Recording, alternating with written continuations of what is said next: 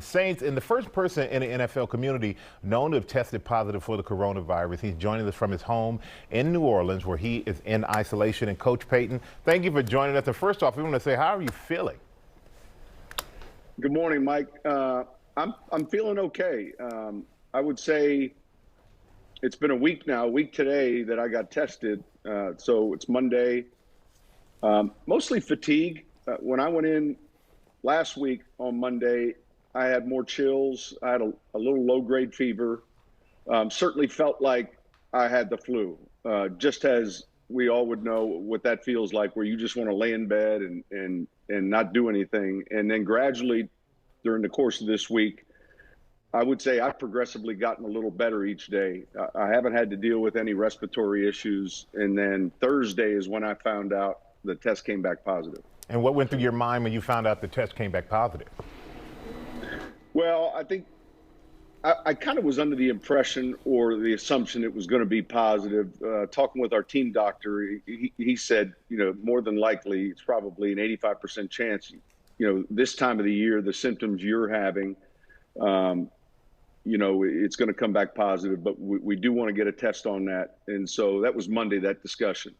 I think it was the chills. It was those early symptoms that were, for him, signs that it wasn't this time of the year just going to be a normal flu. And so I think by the time Thursday came, I felt like my progress had steadily gone maybe in an upward pattern. Still getting tired, still getting fatigued.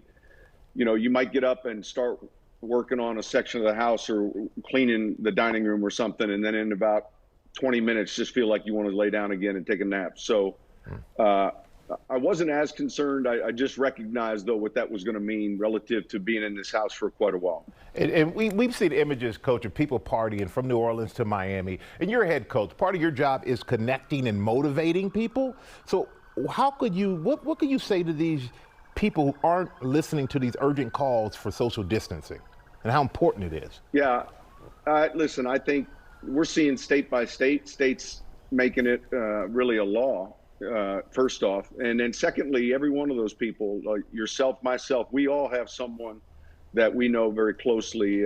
For me, it's my parents are both deceased, but elderly people that are close to us, that are important to us. And the idea that you could be invincible per se when you're younger. First off, there's younger people that are actually dying from this, this virus. And then secondly, the idea that you might transmit or carry this to someone that isn't healthy enough to withstand it, or even a healthcare worker that we need to take care of someone that's close to us. So I think the minute people start really looking not only close to home, but there's some common sense here, and there's too much science right now, and there's too much data for us to be ignoring that. And I think that you get terribly frustrated when you see that.